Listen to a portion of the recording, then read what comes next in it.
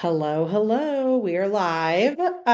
Welcome back to ROI Live in 5. I have Mr. Ryan Dosen with us. Say hi, Ryan. Everybody. He's one of my favorite people to bring on because he and I have been in business together for almost 10 years, which is amazing and fun. And he is one of our top consultants and but has probably, well, no, has consulted more companies and more teams than anybody else in my roster, including myself now. I think he's passing me, which is super fun. And so Ryan has a wealth of knowledge. And one of the things that Ryan and I've talked about for years it's just accountability and meetings with team members. And so the 411 is one of our favorite ones. And so we got to talk about it because we have now kind of gone through, what is the true ROI around this and how do we calculate that? And Ryan and I actually think that we've done that. Um, oh my God. I want to sneeze Bless you. on live. So sorry. All right. Here we are. We're going to jump in because we want to do this fast. But Ryan, I think the biggest thing for us is the conversations in business tend to be very reactive instead of proactive. And we believe the 411 allows you to be proactive in these meetings, correct? And why is that important?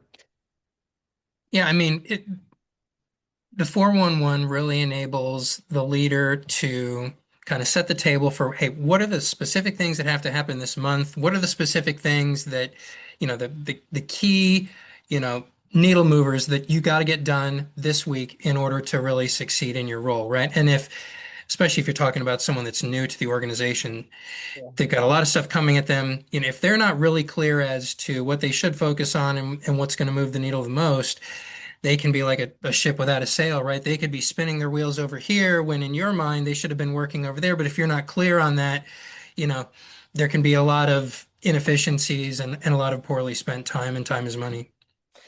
Time is money.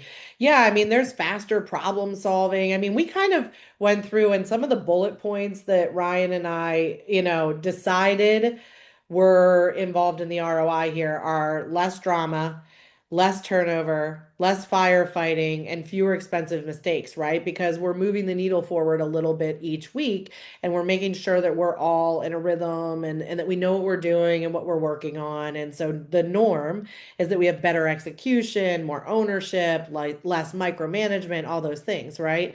But it's funny, like I meet with people on my teams. I have multiple teams weekly and bi-weekly, and we move the needle forward regularly. And while I say there should be less drama and less, you know, um, people leaving and turnover, I have myself experienced a good amount of turnover recently. And listen, good leaders lose people, and I don't know, there's a lot going on. There's been a lot of change in our businesses. And so there's a lot of movement happening. So just to be transparent with you guys, like it doesn't all like just because you're doing a 411 doesn't always mean that somebody's thinking about leaving, right, Ryan? And I mean, but what would, if we just look at that and trying to, fix turnover, why do we think the 411 could help with that, right? Again, you could be like me and you could have something happen and you still a meeting and you didn't know, right? That's a possibility. But for the most part, I think if we're meeting with somebody regularly, we can see it coming maybe, right? Yeah, it's humans, it's not robots, right? So there's not going to be a perfect system that's gonna give you a crystal ball and or give complete insight into what's going on in someone's head. But if you are having those weekly meetings where you're going over the important things and you're checking the temperature on your employee, that certainly gives you a better chance to kind of see things coming. It certainly puts you in a better position to see if they're struggling in some way to try to get ahead of that and try to improve their situation. Because that can be, a lot of times people will leave for money and we didn't even know, but Yeah, sometimes people will leave because they're not happy in their job.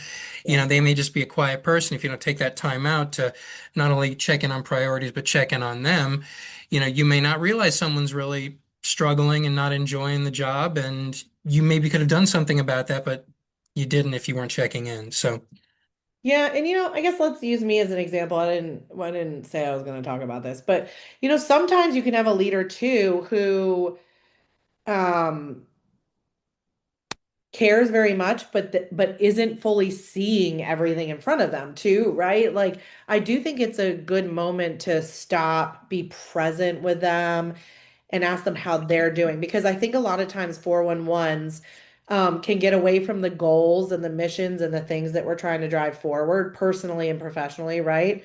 And go more towards like letting the employee or manager, whoever you're meeting with, um, talk around that, right? And if we're not getting to the heart of what's going on with them personally and professionally, and we're letting them just go, well, I have this problem, I have that problem, whatever, and we're just problem solving, like I have I tend to do, then we might not see what's really going on, right? I think there's a possibility of that. So how, as like a coach and a consultant, what would you give advice wise for somebody that like maybe isn't actually doing the goal setting? Does that make sense? So like 411, we've got 4 weeks, 1 month, 1 year, and it all rolls up, right?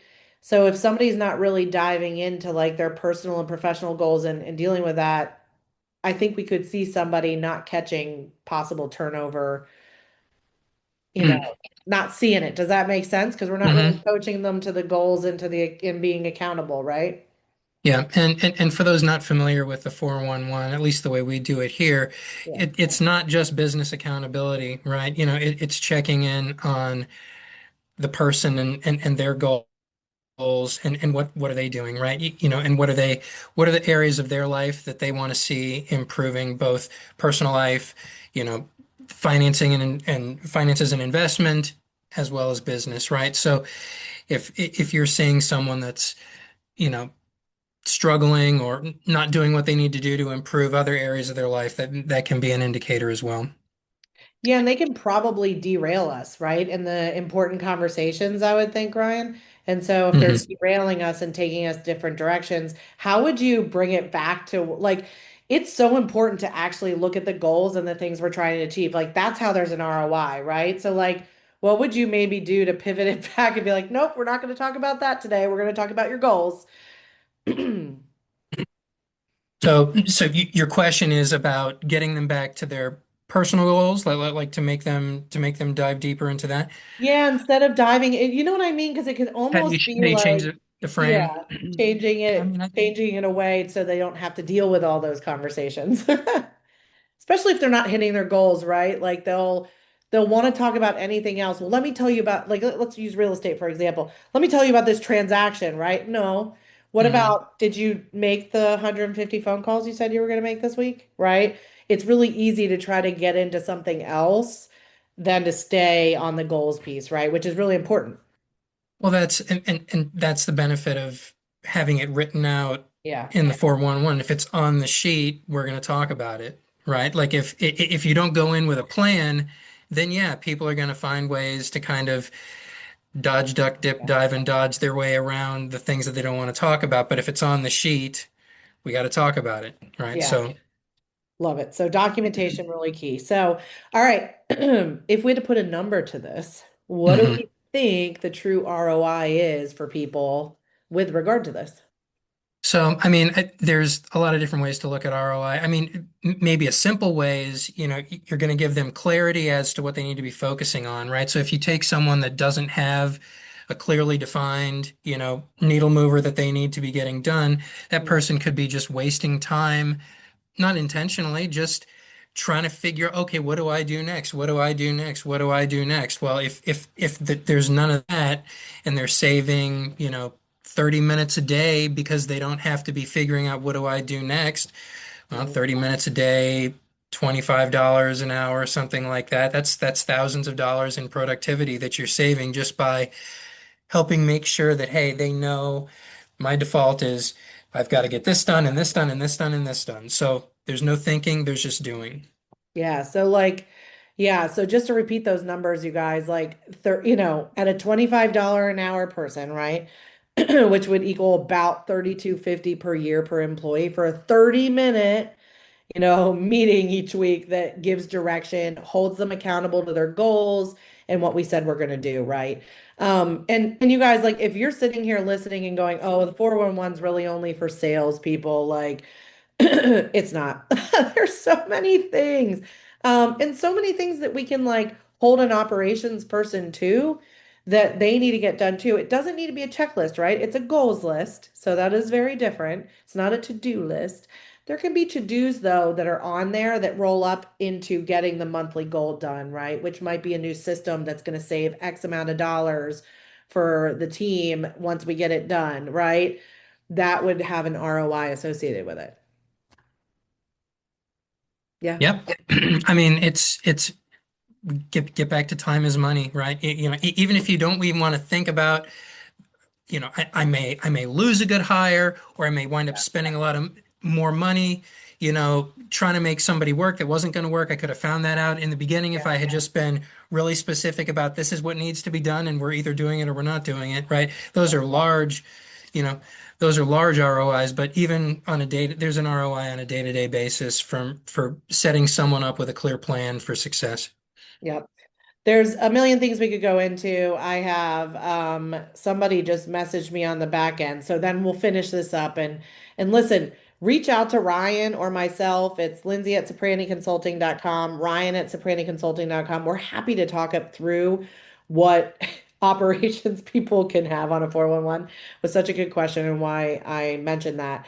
But the second question, which we actually talk about this all the time, is like, what well, it's more of a statement, I guess. This person's saying, hey, it costs more to replace an employee, in my opinion, than to meet with them each week for half an hour to make sure that we're on the same page. 100%. I mean, an hour a week is my preference. um but replacing one employee, we've said this a million times, could be 50 to 200% of their salary, depending on the role and depending on who it is, right, and their production and all those things. But like, yes, it is far cheaper, in our humble opinion, to meet with people weekly and to get on the same page and to be rowing in the same direction than to go out and find a new person. We agree. And so if this is something that you have interest in, doing, you want better accountability in the company, and you want people to know what they're doing more regularly and be on the same page, the 411 is a great tool. We have other tools as well, and we would be happy to consult you on that. So just give us a ring. Thanks, Ryan. Thanks, guys. Have a good one. Bye.